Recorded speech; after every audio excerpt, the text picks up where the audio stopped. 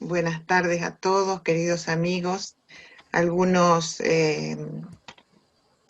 amigos desde la infancia, otros nuevos amigos, pero en realidad como la vida del espíritu es eterna, pues quizás desde cuántas existencias, ¿no? Definir un poco el tema. Está ideado sobre las bases doctrinarias, en ejercicio de planteos filosóficos, en la búsqueda de naturalizar el conocimiento espírita, en su propuesta más trascendente, que es el desarrollo del espíritu en su propia evolución.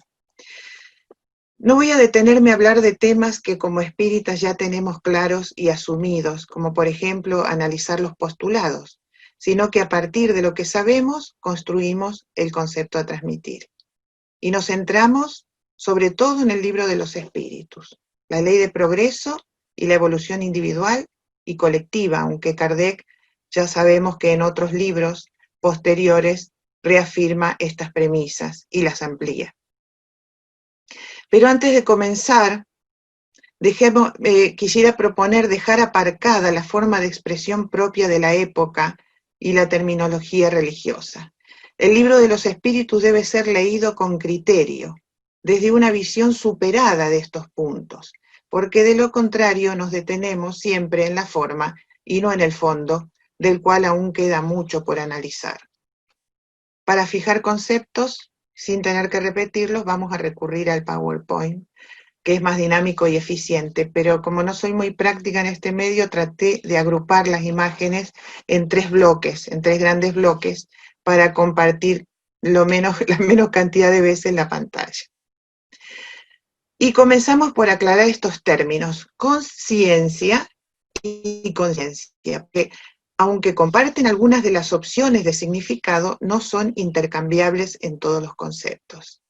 Las dos se refieren al reconocimiento de la realidad, al conocimiento de lo que nos rodea y a percibirnos a nosotros en nuestros actos, pero en el sentido moral y ético, como capaz de distinguir la diferencia entre lo que está bien y lo que está mal, solo se usa la forma conciencia. ¿Y por qué decimos nueva? ¿Acaso está caduca u obsoleta? ¿Será que necesita una renovación o sacarle lustre? No nos detenemos en planteos o propuestas científicas que desde la psicología se abren como flores, en donde analizan los estados de conciencia a los que los humanos pueden llegar, ni tampoco vamos a analizar estados de conciencia provocados, alterados, por drogas, hipnosis, sugestiones o cualquier otro medio. Sin embargo, la psicología sí que aporta una definición que es apropiada para lo que queremos plantear, ya que la visión espírita es mucho más amplia que la que se pueda tener desde una visión unireencarnacionista, y es esta. El estado de conciencia determina la percepción y el conocimiento del mundo psíquico individual y del mundo que nos rodea. Entonces sí que es adecuado decir que se puede ampliar el estado de la conciencia para desarrollar la conciencia. Y para alcanzar esos niveles de conciencia, tenemos que realizar cambios en nuestra percepción, en nuestra atención, en nuestro conocimiento, con un deseo de superación del actual estado en el que estamos. Porque los espíritus fuimos creados sencillos e ignorantes, con la inteligencia como potencia para desarrollar, de otras, analizando la trayectoria del principio espiritual desde sus vivencias más elementales, la ignorancia es natural, es ausencia de conocimiento. El individuo ignora cómo debe superar los obstáculos o agresiones del medio. Esta ignorancia puede llevar incluso en las vivencias básicas del principio espiritual a la muerte biológica. Aquí no habría responsabilidad conciencial. Y para analizar este concepto, vamos a ir un poquito al PowerPoint. La responsabilidad conciencial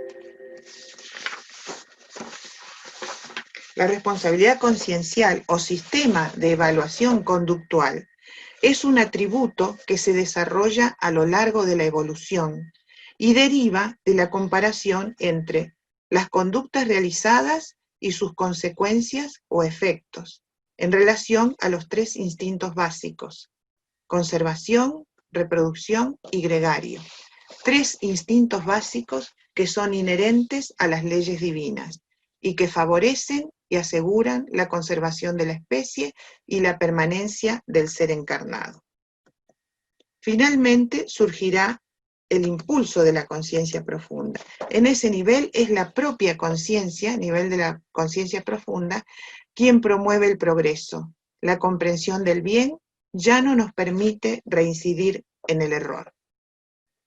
Vemos que el conocimiento, el desarrollo de la conciencia es una necesidad evolutiva. ¿Por qué esta necesidad evolutiva? Para acceder a niveles más profundos del conocimiento. Es este libro, La Revolución de la Conciencia, editado en 1999, se transcribe un diálogo entre 3 mentes brillantes, Erwin Laszlo, Stanislav Grof y Peter Russell. Y ellos expresan la manera de cómo podemos involucrarnos con la transformación del mundo.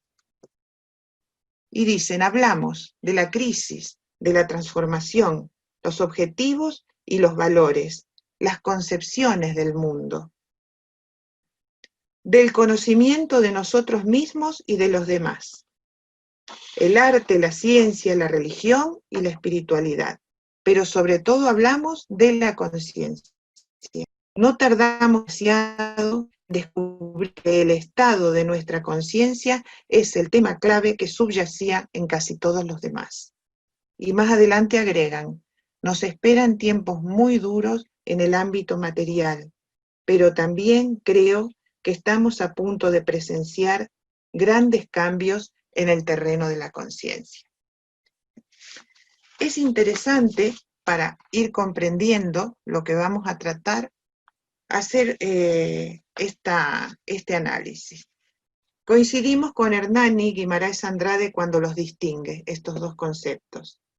Personalidad es una resultante de la encarnación del espíritu. Su estructura está dada por elementos biológico-espirituales de la encarnación, influenciados por vivencias familiares y sociales que envuelven su desarrollo durante su vida de encarnado. Por lo tanto, cada existencia tendrá una personalidad diseñada con caracteres uniexistenciales. Pero la verdadera personalidad del espíritu, su individualidad espiritual, será una integración de todo lo aquilatado durante todas las vivencias a lo largo de su evolución. Es decir, que la personalidad espiritual tiene todos los caracteres y todas las particularidades que el espíritu haya podido plasmar en cada personalidad que haya tenido en cada encarnación. Y no siempre la individualidad se manifiesta con todo su potencial en la vida del espíritu encarnado. Nos metemos ahora de lleno en el libro de los espíritus y veamos lo que explican con respecto a las consecuencias morales. El hombre no puede permanecer perpetuamente en la ignorancia, porque debe llegar marcado por la providencia. La providencia, las leyes divinas, a través de las cuales se establece el equilibrio evolutivo. En esa intervención de las leyes interactúan muchas circunstancias que por supuesto hoy no nos podemos detener a analizar. Kardec expresa en la doctrina codificada por él: esperamos que producirá otro resultado, y es el de guiar a los hombres, haciéndole ver en estos estudios la finalidad, que es el progreso individual y social, e indicarles el camino que deben seguir para alcanzarlo. Vamos a ver la ley de progreso. El progreso moral sigue siempre al intelectual. Dicen, es su consecuencia, pero no siempre le sigue inmediatamente. La moral y la inteligencia son 2 fuerzas, solo a la larga se equiparan. Lo reafirma Kardec y nos dice que son dos especies de progresos que se prestan mutuo apoyo, y que sin embargo no caminan paralelos. Las ideas se modifican según los individuos. El espíritu perfecto debe saberlo todo. Y finalmente, el espiritismo apresura el progreso, porque nos permite hacernos cargo de lo que algún día seremos. Es un punto de apoyo. Dice, ¿depende de los espíritus apresurar su progreso hacia la perfección? Indudablemente, y llegan más o menos pronto según su deseo. De ellos depende precipitar su progreso o retardarlo indefinidamente. Y Kardec agrega a continuación, y cooperar con el progreso de la humanidad. Los primeros progresos se realizan lentamente, porque no están aún secundados por la voluntad, y siguen en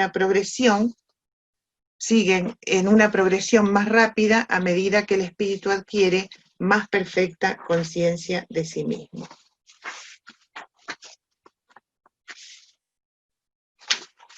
Qué madre.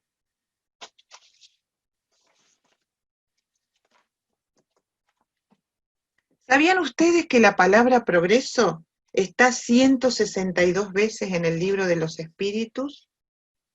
Y 65 veces la palabra egoísmo, y 83 bajas pasiones o malas pasiones. Evidentemente este dato no es una insignificancia ni una reiteración banal. Aquí hay una clara intención. Al reflexionar estos conceptos tantas veces mencionados en este libro, como por ejemplo, ¿cuál es el mayor obstáculo del progreso? Es el orgullo y el egoísmo. Por eso hablamos de ampliar la conciencia, para advertir en nosotros las manifestaciones de lo que los espíritus llamaron el mal mayor de la humanidad. Kardec habla de bajas pasiones y de egoísmo. Como contraposición nosotros podemos mencionar el amor y la humildad, como la conquista de las virtudes más puras. Este párrafo es muy significativo y lo vamos a tratar de analizar bien. Todas las pasiones tienen su principio en un sentimiento o necesidad natural. El principio de las pasiones es, pues, que se apoya en una de las condiciones providenciales de nuestra existencia. La propiamente dicha se refiere a la baja pasión, es la exageración de una necesidad. Reside en el exceso, no en la causa. Claramente nos está hablando de la energía propia del espíritu, su potencial, su capacidad de manifestarse en acciones, en emociones, en pensamientos. Eso que dijimos que es imperfecto, no podemos extirpar. Es decir, yo tengo una energía, yo me reconozco en una parte de mi personalidad, algo que no es positivo, me molesta y lo quitar, pero no lo puedo extirpar, tengo que transformarlo. Y visiblemente nos instan a trabajar para nuestra evolución porque continúan. No hay progreso consciente sin una observación atenta de sí mismo. Es decir, disciplinar el pensamiento y conocerse. Eso es trabajar sobre las potencialidades del espíritu, su transformación. A ver, vamos a la próxima y vamos a analizar el egoísmo. Dice, de él arrancan todos los males. Menguará con el predominio de la vida moral sobre la material. Bien comprendido el espiritismo, trastornará los hábitos, los usos y las relaciones sociales. El egoísmo se funda en la importancia de la personalidad y el espiritismo, bien comprendido, hace ver las cosas desde alto.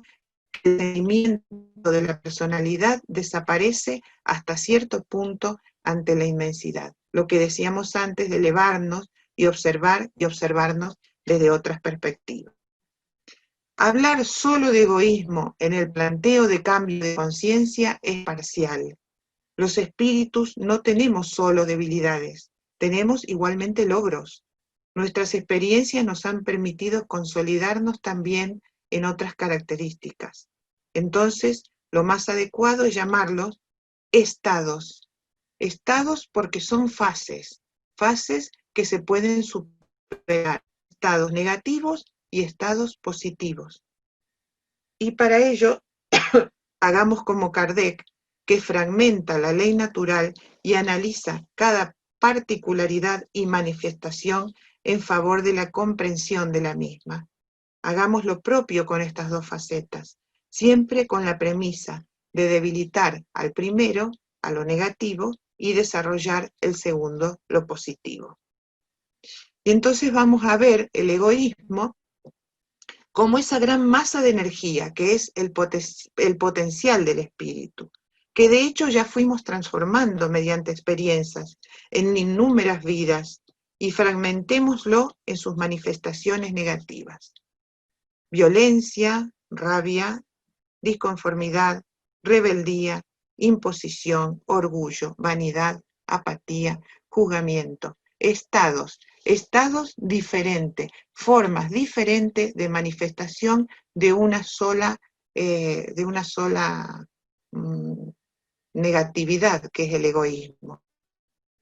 Lo fragmentamos. Cada una de estas manifestaciones tiene una forma distinta.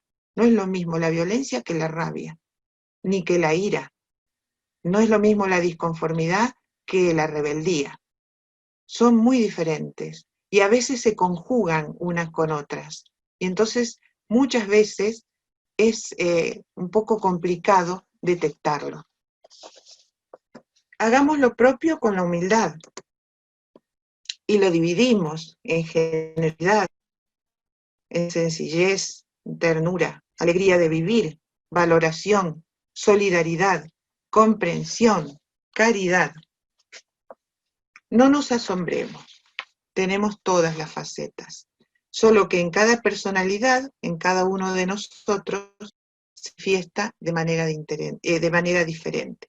Por ejemplo, la apatía. Algunos pueden ser apáticos en algunas cosas, en hacer ejercicio, en salir a correr, en alguna actividad del trabajo, por ejemplo, o en alguna actividad de la casa. Sin embargo, pueden ser activos en el estudio, mientras que a otros les sucede inversamente lo contrario. También hay apatía, y mucha, en no intentar un cambio existencial, porque así estamos más cómodos, con excusas como, por ejemplo, yo soy así, no soy tan malo, a esta edad ya no se cambia, no tengo nada que cambiar. Y en un aspecto positivo, por ejemplo, somos generosos. Sí, me reconozco generoso, pero ¿con quién soy generoso? ¿Con quién no? ¿Pienso generosamente hacia todos o juzgo a ciertas personas? ¿Veo a la humanidad como un prójimo evolucionando, comprendiendo sus limitaciones, o me desconformo, me rebelo? Como vemos, la conquista aún está en ciernes, no la podemos llamar virtud, se encuentra en desarrollo. Y no hablemos de renunciar a la faceta negativa. Uno no puede renunciar porque es una energía que actúa en positivo en alguna etapa de nuestro desarrollo. Por eso hablamos de transformar. Una punta más sobre este análisis, que es muy importante. Dice Kardec, o dicen los espíritus, puesto que el principio de las pasiones está en la naturaleza, ¿es malo en sí mismo? No. La pasión consiste en el exceso unido a la voluntad, porque el principio le ha sido dado al hombre para el bien, y ellas pueden conducirle a grandes cosas. El abuso que se hace de las pasiones es lo que causa el mal. Hablamos de pasiones, energía, potencialidades, es decir, que esas de actuar, esas tendencias conductuales ayudaron al espíritu a desarrollarse, no sucumbir, a aprender, salir de la ignorancia. En ese momento de la evolución no eran errores, eran energías, fuerzas, capacidades que lo ayudaron a adelantar. Eran logros existenciales, porque cada una de esas experiencias sirvió para encontrar una solución de vida. ¿Me traes un poquito de agua, por favor? Recordemos lo expresado anteriormente, es la exageración de una necesidad, reside en el exceso, no en la causa. Miren si lo dice claro ya en el siglo XIX Kardec y los espíritus, ¿no? Lo que transformó esas potencialidades en tendencias erróneas es la hipervaloración de la personalidad o el uso equivocado, ya sea por ignorancia, satisfacción personal o complacencia, el orgullo, la soberbia, el egoísmo que siempre están gravitando por ahí. Un momentito. Entonces, este es el punto de inflexión del análisis del espiritismo enunciado al inicio de la exposición. Desde la filosofía a la acción consciente de evolución, que aún falta por desarrollar, y que nos compete a cada espírita individualmente, pero en un trabajo común de estudio, de estructuración, de experiencias, de propuestas, de métodos compartidos, que eso nos compete y deberíamos sentirnos responsables de realizarlo cada institución, ¿no? Y después compartir, por supuesto, porque esto es enriquecedor, y ejemplarizar, porque al espiritista se lo reconocerá por su transformación moral. Vamos a salir de este punto y nos vamos otra vez a conversar un ratito.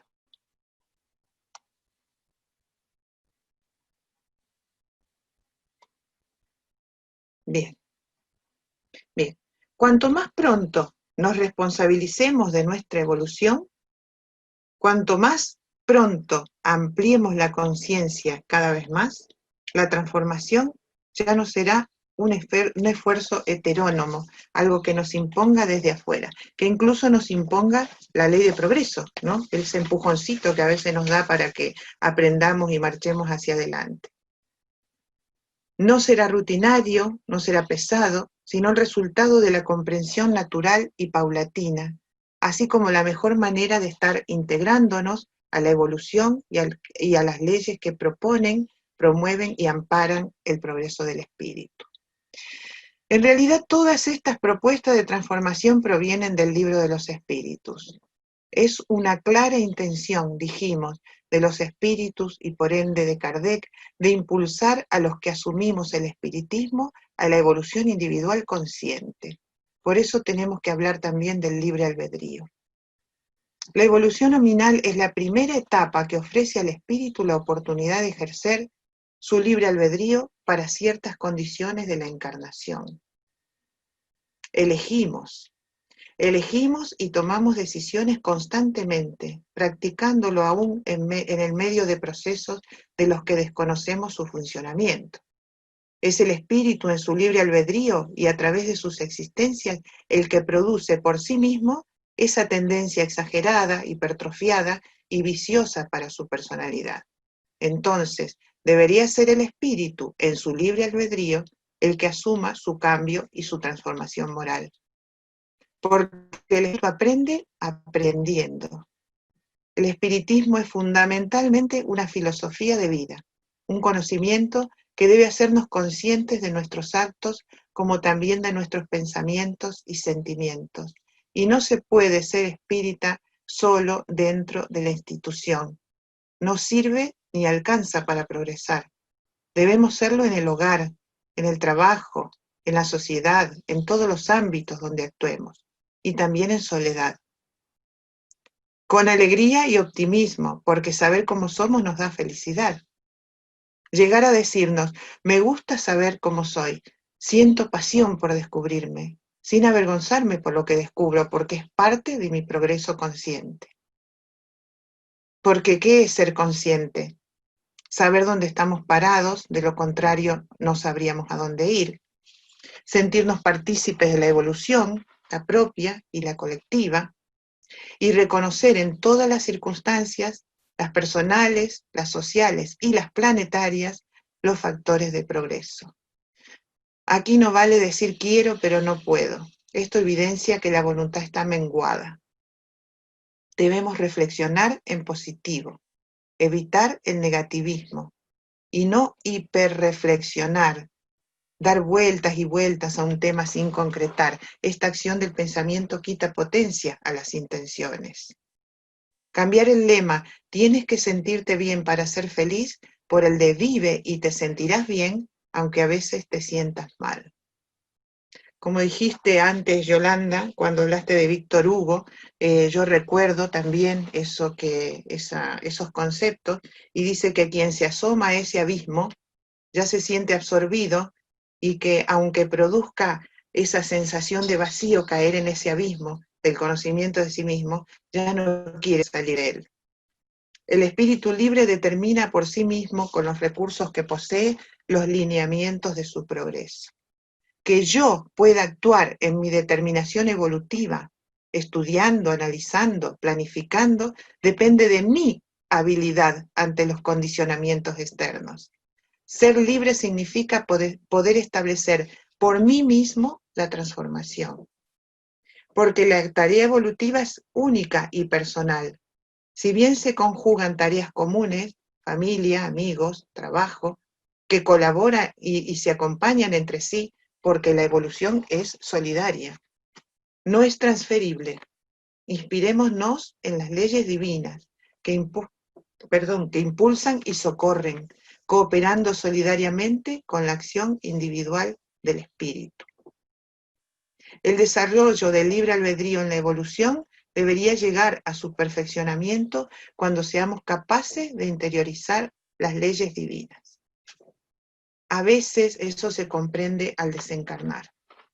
El espíritu, cuando desencarna, es cuando evalúa y se da cuenta de que habían cosas que podría haber hecho y no las hizo, que se quedó con algunas intenciones.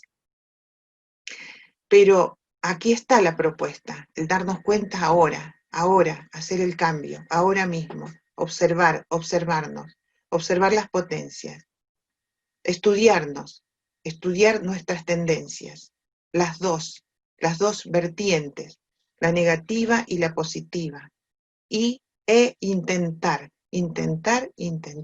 hacer uso de la voluntad, hacer uso del sentido común. La sumatoria de lo que comprendemos espiritualmente también transforma, pero la vida de encarnado es nuestro taller. Usémoslo con un criterio evolutivo. Para concluir, quiero compartir un extracto del libro que mencionamos al inicio, La Revolución de la Conciencia. Es muy fácil decir son ellos los que deben cambiar, pero deben recordar que nosotros somos también uno de ellos. Yo soy uno de esos miles de personas que necesitan perfeccionar su nivel de conciencia. Es más, yo soy la única persona responsable en este planeta. Nadie más va a cambiarme si no lo hago yo. Por consiguiente, creo que la primera pregunta que debemos formular es: ¿cómo puedo evolucionar más rápido? ¿Qué más puedo hacer para cambiar mi propia conciencia? No estoy sugiriendo que mi responsabilidad termine en mí mismo, sino que debería empezar en mí. Eso es todo. Muchas gracias.